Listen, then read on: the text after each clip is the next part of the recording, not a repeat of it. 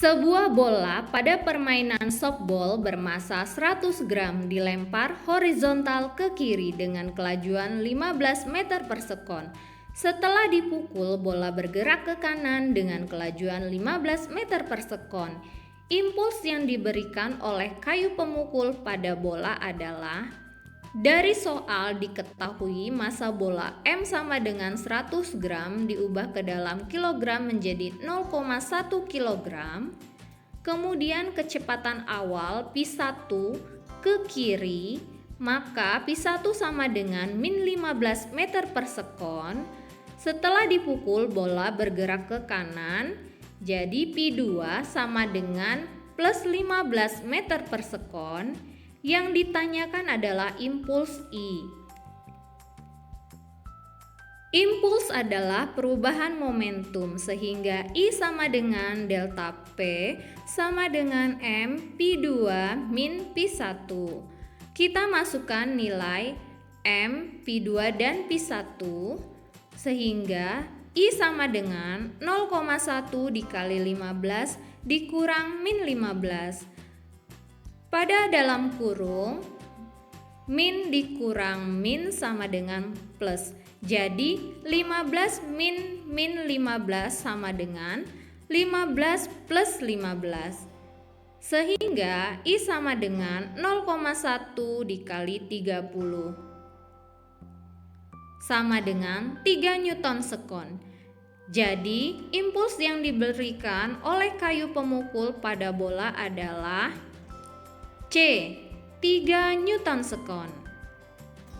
Papan triplek homogen dibentuk dengan ukuran seperti yang diperlihatkan pada gambar. Jarak antara kedua titik berat benda adalah. Berikut cara menentukan titik berat pada bidang segitiga dan persegi. Untuk menentukan letak titik berat persegi, kita gambarkan dahulu diagonal persegi.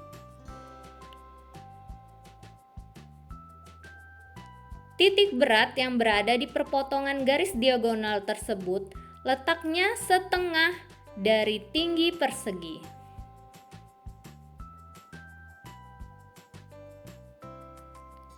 Dari soal, tinggi persegi adalah 8 cm. Maka Y0 sama dengan setengah kali 8 sama dengan 4 cm.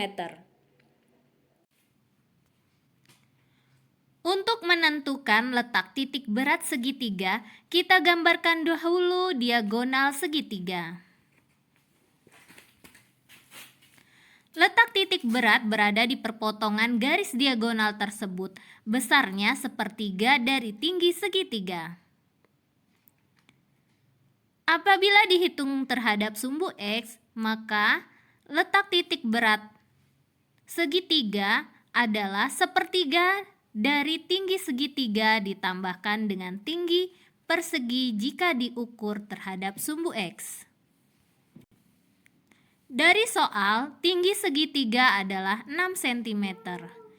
Maka letak titik berat A terhadap sumbu X adalah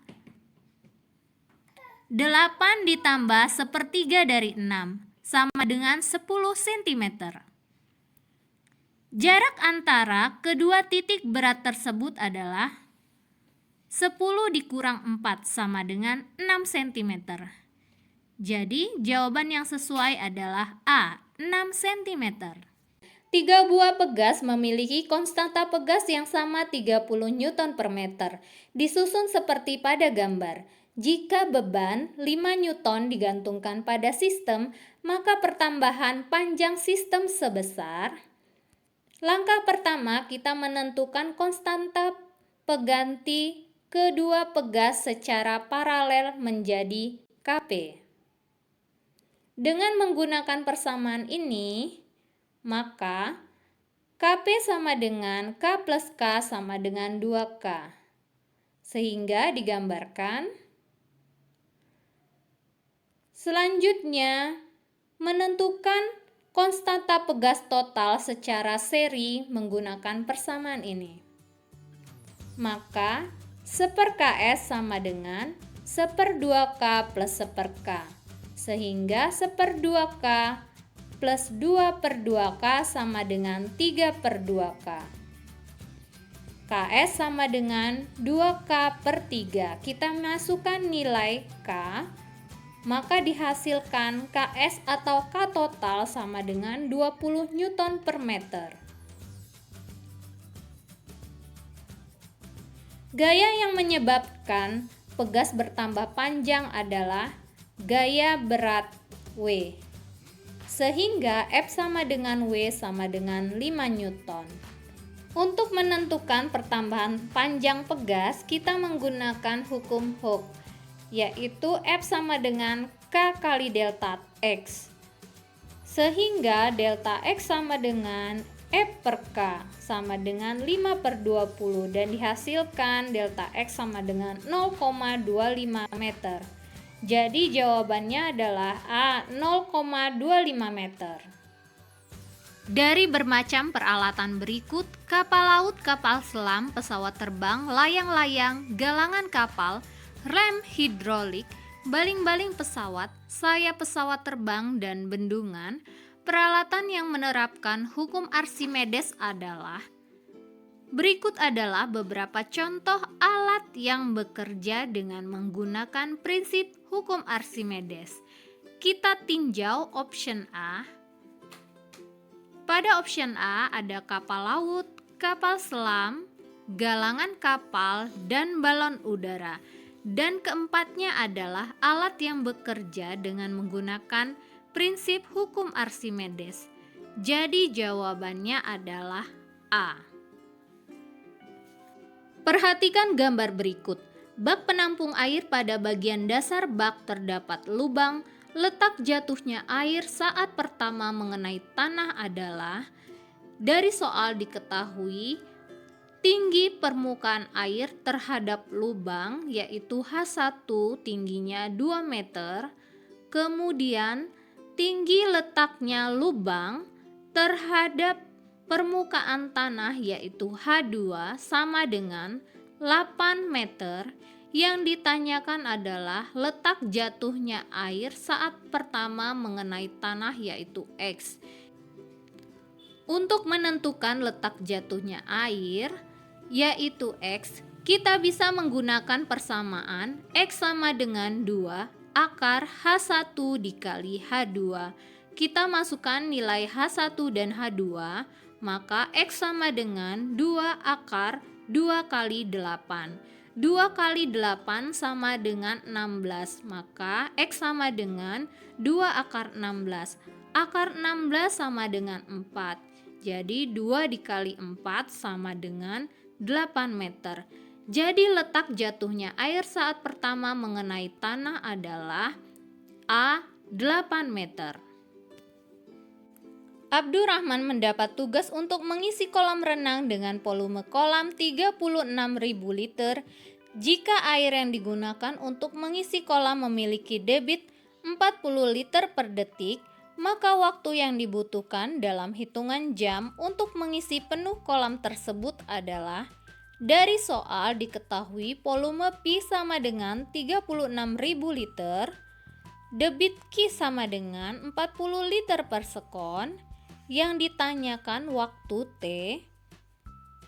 Kita ketahui bahwa debit sama dengan volume dibagi waktu, sehingga untuk menentukan waktu sama dengan volume dibagi dengan debit.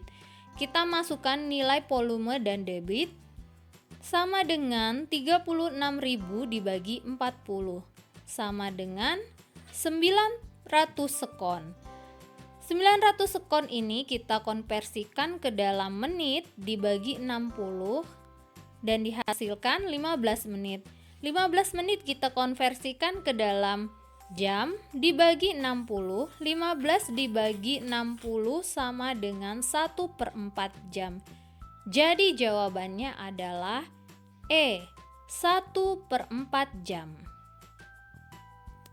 Di bawah ini yang merupakan contoh perpindahan kalor secara konveksi adalah, berikut adalah contoh perpindahan kalor secara konveksi. Kita tinjau option A. Orang-orang yang merasa hangat di sekitar api unggun. Ini adalah contoh perpindahan kalor secara radiasi. Pada option B, air panas yang mendidih. Ini adalah contoh perpindahan kalor secara konveksi. Jadi jawabannya adalah B. Kita tinjau option yang lain. C. Cahaya matahari sampai ke bumi. Ini adalah contoh perpindahan secara radiasi. Kemudian yang D, panas api lilin yang berada di dekatnya. Dan ini termasuk perpindahan kalor secara radiasi. Sedangkan yang E, memanaskan logam. Ini adalah contoh perpindahan kalor secara konduksi. Menurut teori kinetik gas, suhu gas dalam ruang tertutup adalah berikut. Ini adalah persamaan umum gas ideal. Dari persamaan T sama dengan P kali Pi per N kali R, maka dapat terlihat bahwa suhu berbanding terbalik dengan jumlah mol gas dan suhu sebanding dengan volume gas dan tekanan gas. Maka pernyataan A sebanding dengan jumlah mol gas adalah salah. Pernyataan B sebanding dengan volume gas adalah benar. Pernyataan D sebanding terbalik dengan tekanan gas adalah salah. Selanjutnya, pada persamaan ini didapatkan T sama dengan P dikali MR per Rho kali R. Dari persamaan tersebut, maka suhu berbanding terbalik dengan massa jenis. Jadi pernyataan C sebanding dengan massa jenis gas adalah salah. Berikut persamaan kelajuan gas. Dari persamaan tersebut, T sebanding dengan kuadrat kecepatan partikel. Untuk pernyataan E, sebanding terbalik dengan kecepatan partikel adalah salah. Jadi jawaban yang benar adalah B, sebanding dengan volume gas. Grafik P terhadap Pi adalah siklus Carnot terlihat seperti gambar berikut.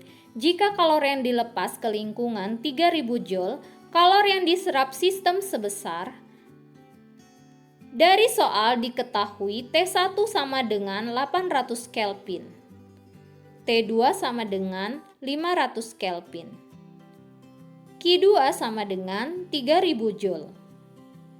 Ditanyakan Q1. Kita menentukan besar kalor yang diserap sistem atau Q1 dengan menggunakan persamaan berikut.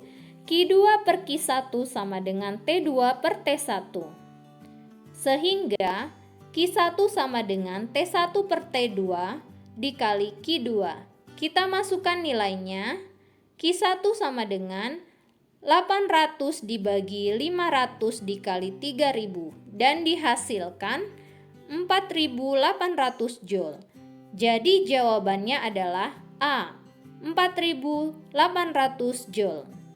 Persamaan gelombang transversal yang merambat pada suatu dawai adalah Y sama dengan 2 sin pi 200T min 0,5 X. Jika X dan Y dalam sentimeter dan T dalam detik, maka besar panjang gelombang adalah. Dari soal diketahui bahwa persamaan gelombang Y sama dengan 2 sin pi 200T min 0,5 X. Dari persamaan tersebut yang di dalam kurung kita kalikan pi sehingga Y sama dengan 2 sin 200 pi T min 0,5 pi X. Yang bergandengan dengan X adalah K.